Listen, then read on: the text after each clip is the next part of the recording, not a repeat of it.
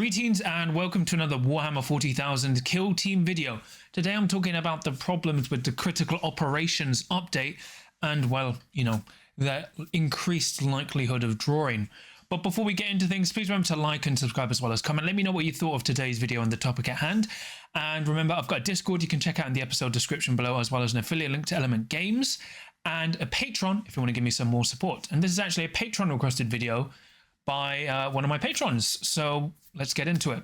So what this video about is actually something I already had on the radar for a long time, and then Kill Team Open happened and there was a notable thing that happened which kind of confirmed my ideas, and then my patrons also requested it, so it kind of paired in together.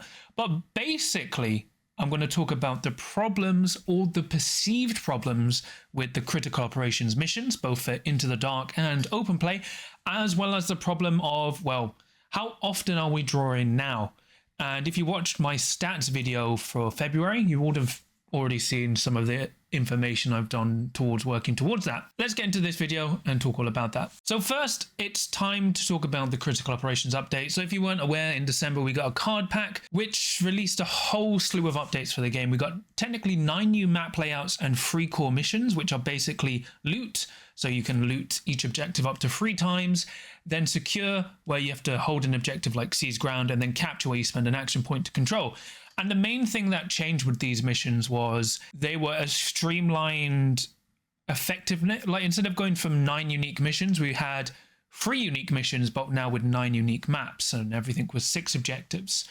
So what was the main problem here? Well, the fact there was like different scoring conditions with older missions, but with newer ones, now when you get a victory point for scoring an objective, for holding an objective. No longer was it like holding 2 or 3 to get a single victory point. So what that meant was people are very easily getting 3 primary victory points on turning point 1, sometimes even 4. But the big thing is, remember, you're capped at 12. And if you hold 3 a turn, you're guaranteed 12 victory points. And a lot of things with the older missions, you weren't really getting 12 primary every game. It was actually quite rare. And with the ease of TAC Ops scoring, in terms of you can pick your TAC Ops and TAC Ops generally being better across the board, it's led to this theory / result of people scoring more as well as drawing more, because everyone's basically guaranteed 12 primary. So then it comes down to TAC Ops, and considering, like Seek and Destroy is now super easy as well as all the other TAC Ops. So there's an increased likelihood for everyone to just draw. When this came up, we were chatting about it in my Discord, and I'd been chatting to like a few select players as well, competitive players. And then I asked Hostile Steady, I was like, is there any way we can actually prove this? Because now we have like 2 to 3 months of competitive play. And there actually was. So Hostile Steady was able to go through the stats, and you actually was able to bring us the average, which I'll bring up now, which I showed in the video. So what Hostile Steady was able to do was he was able to get each faction and get their average score when winning, losing, and drawing. And then he could get their median score, and average score, right? So the average score is how many points they were scoring on average, and then median is a more accurate representation of that. So what you can see, as I summarized in the February stats show, is that people went on average from winning with 14 points to going to 17. They went on average from drawing 9 to 10 points, going to 14. 14 to 15. And then when they were losing, they went from 6 points to 11. So that's actually a huge jump, especially on the losing side, because people are now going from 6 points to losing to 11. And then when you look at the median, it basically goes from 13 to 16, 9 to 13 for drawing, and then losing is basically 6 to 10 again.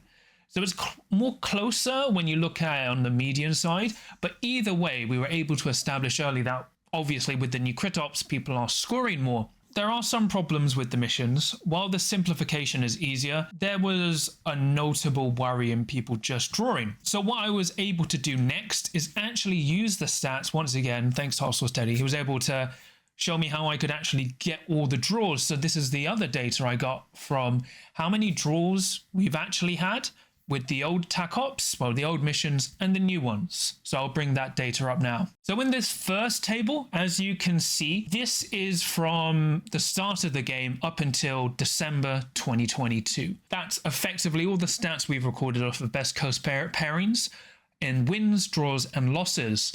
So the total games we had were 22,943 games with 10,811 wins, 10,952 losses, and an average draw of, well, 1,180.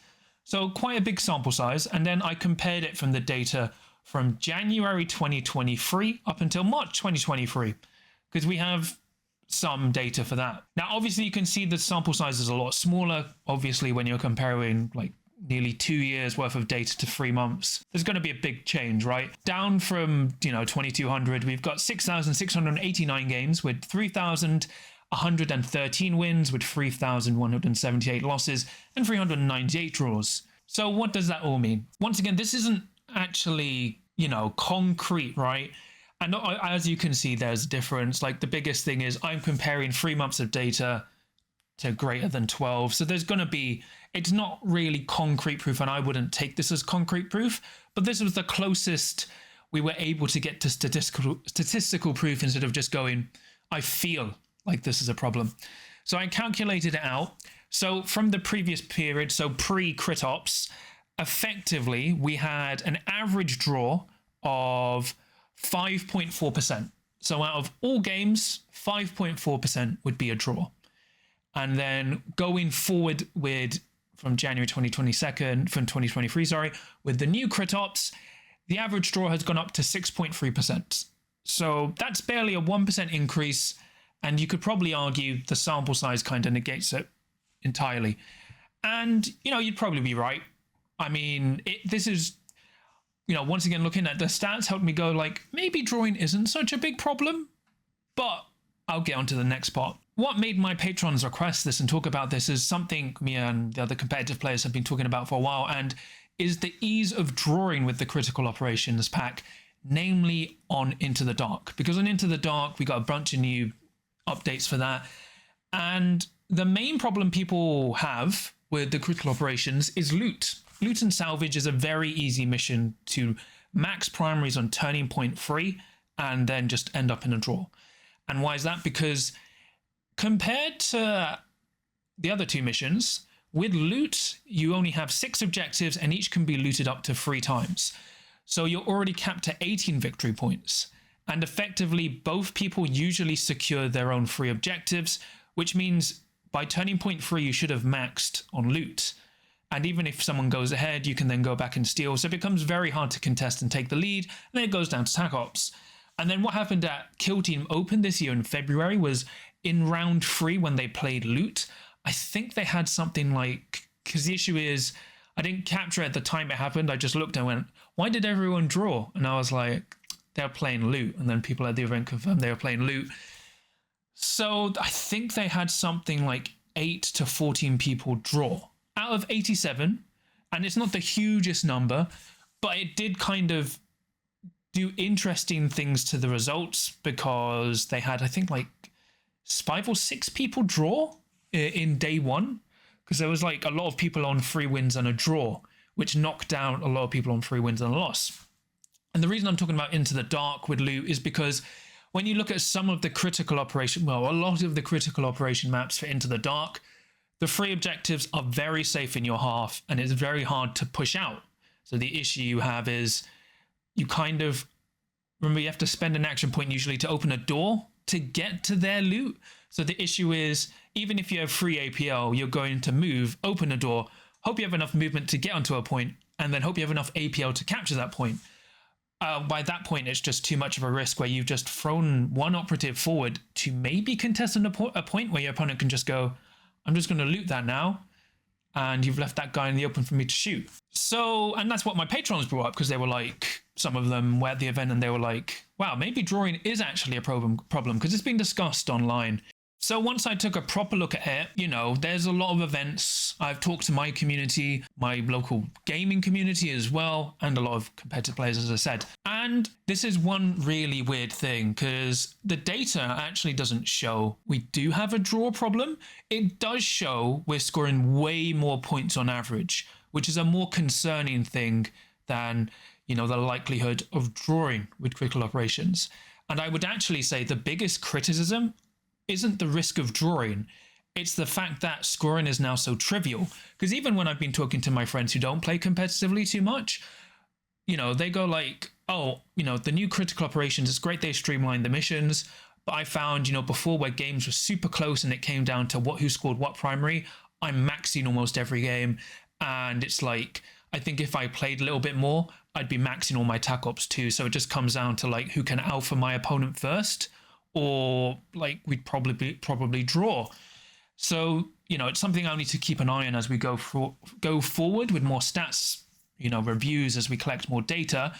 So I'd say no, we actually don't have an issue with drawing. I think it's more a combination of there's a problem with loot as a mission as a whole, and there's a problem with running loot on into the dark. Because once again, Kill Team Open was a great event and there were no issues there. And even the people who were there who were talking to me about the issue with loot and drawing weren't knocking the event. They were more knocking like, I hate loot and I hate Into the Dark because of how it makes loot almost an auto draw mission. And there's actual general consensus around the tournament scene about people not really using loot, either limiting it to one use per tournament or not at all. And that's kind of just been a general adoption by a lot of TOs and events everywhere. I used to be a fan of loot, and then when I realized we're playing loot all the time, I was like, no. Because the issue is, once again, you've got a mission capped at 18 victory points compared to missions that are capped at 24, right? So there's already a big disparity there. So I was looking at how can we resolve that issue. So obviously one way there is community comp, like a big thing people have been talking about is introducing the old way seize ground from the core book, introduce scoring. So that would be no matter how many objectives you hold, you don't get one victory point for each. Instead, if you hold 2 or more objectives, you get 1 victory point. If you control more than your opponent, you get a 2nd victory point. And for each of your opponent's objectives you control in their territory, you get a victory point capped to 2. So effectively, the only way you can get 4 victory points in the primary is by holding 4 objectives. Well, and actually holding basically most of them bar 1. And that would bring down primary, but then it wouldn't fix loot because the biggest issue is loot. And also, I'm not really a fan of community comp, even though I understand why it's a good thing.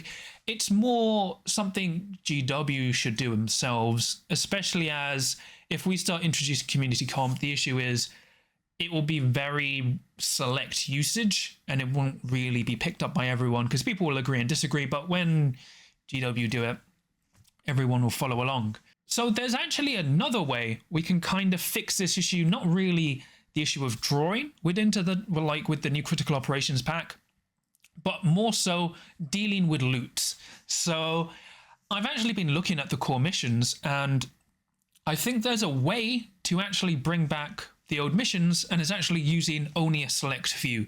And the old missions I would use are escalating hostilities and secure archaeotech, because those missions both work on 6 objectives, and you can either use the maps they came with or use the new critical operations maps. So if you were going to use the new maps, then secure archaeotech is very easy. You just have to ignore the stipulation about you can only score 4 victory points a turn, because remember, secure archaeotech is if you disengage tech on an objective you control, you get a victory point, and then at the end of the game, for each disengaged objective an operative controls, you get 2 victory points and you can pick up disengaged objectives.